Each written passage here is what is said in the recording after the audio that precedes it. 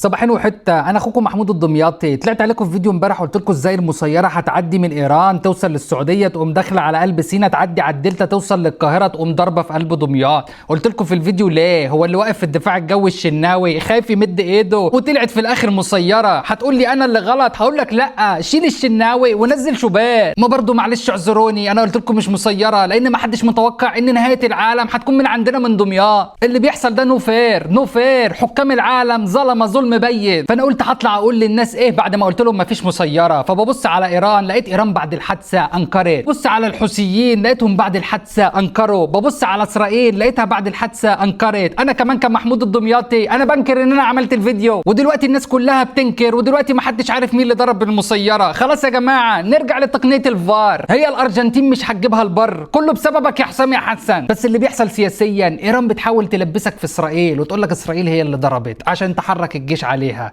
واسرائيل بتقول لك ايران هي اللي ضربت عشان تحرك الجيش عليها، والاعلام الغربي عمال يقول لك يلا خد اكشن يلا خد اكشن وحرك الجيش بتاعك وعايزين يدخلونا في حرب. كله نفسه يشوف مصر في فوضى عشان تتقسم، محدش عايزها تعدي 2030، وبدل ما مصر تقسم هم عايزينها هي اللي تتقسم. الله اعلم ايه اللي هيحصل، بس دمياط لم ولن تنجر للمعركه. هنحلي العيش بجبنه ومعاها حليبه قرطاس. في حاجه برضو عايزك تفهمها وتحط الضوء عليها، هي مش حاجه نهائيه بس انت تاخدها في الاعتبار. زمان كان في واحده جاسوسه لاسرائيل اسمها نينو دي كانت موجوده في مصر، اخذت اوامر من الاسرائيليين. باوامر بايه؟ قالوا لها لازم تجندي ناس عشان تفجري اي حاجه ليها علاقه بامريكا، عشان نروح نقول للامريكان ان مصر غير قادره على حمايه المقدرات الامريكيه في قلب مصر، فنحط ايه، نعمل ورطه ما بين مصر وامريكا. مين اللي كان مجندها؟ اسرائيل، وهي شغاله مع اسرائيل وعادي وكانت بتجند واتقبض عليهم. هل الزمن بيعيد نفسه؟ انا معرفش، بس انا حبيت اوضح برضو النقطه دي واخدها في الاعتبار. ومش عايزك تقلق، هم لو هيضربوا حاجه ليها علاقه بامريكا تاني في قلب مصر